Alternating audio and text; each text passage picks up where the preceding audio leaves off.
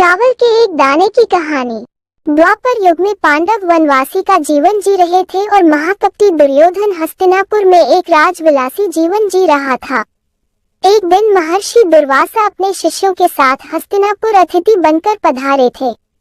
दुर्योधन ने काफी अच्छी तरह से उनका आतिथ्य किया। इसी पवित्र कार्य के बीच दुर्योधन ने अपने मामा शकुनी के साथ मिलकर पांडवों को परास्त करने की एक नई योजना बनाई।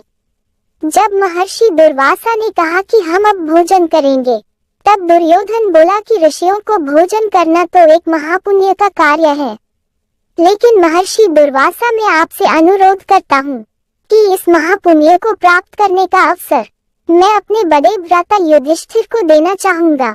इतना कहकर दुर्योधन ने महर्षि दुर्वासा और उनके शिष्यों को नजदीक के वन में बसे युधिष्ठिर की कुटिया में भोजन करने के लिए भेज दिया, क्योंकि वह जानता था कि दोपहर के उस समय पांडव द्रौपदी सहित खाना खा चुके होंगे और कुटिया में अन्न शेष नहीं होगा। कुछ ही समय में महर्षि दुर्वासा अपने शिष्यों के साथ पांडवों की कुटिया के सामने थे। वहां युधिष्ठिर ने उनका बड़े आदर के साथ स्वागत किया। महर्षि दुर्वासा ने युधिष्ठिर को दुर्योधन के साथ हुआ अपना वार्तालाप बता दिया और कहा कि मैं और मेरे शिष्य स्नान के पश्चात भोजन ग्रहण करेंगे। इतना कहकर वह सभी ऋषिगण स्नान करने के लिए नदी पर की गए। धर्मराज युधिष्ठिर ने यह बात तुरंत जाकर द्रौपदी को बताई। द्रौपदी ने कहा, इस वक्त तो हमारे पास कुछ भी भोजन शेष नहीं है। द्रौपदी का दिल यह सोचकर घबराने लगा, अगर ऋषियों को भोजन नहीं कराया तो उन्हें महर्षि दुर्वासा के क्रोध और शाप का पात्र बनाना पड़ेगा। उस कठिन घड़ी में द्रौपदी अपने मित्र सखा कृष्ण को याद करने लगी। उसी वक्त लीलाधर कृष्ण ने द्रौपदी की कुटिया के अंदर प्रवेश किया।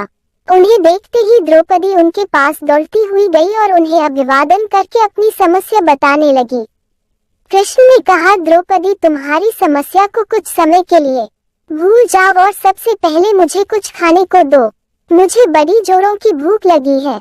तब द्रौपदी ने अक्षय पात्र लाकर कृष्ण के हाथ में दिया, साथ ही अपनी समस्या भी बताए। महर्षि दुर्वासा और उनके शिष्य कुछ देर में भोजन करने के लिए आने वाले हैं, लेकिन घर में तो जरा सा भी भोजन शेष नहीं है। द्रौपदी की बात सुनकर कृष्ण मुस्कुराए और पात्र में देखने लगे। उस पात्र में चावल का सिर्फ एक दाना बचा था। वह देखकर भगवान कृष्ण बोले, ये क्या, इसमें तो बहुत खाना बचा है। और वह चावल का वह बचा हुआ दाना उन्होंने खा लिया।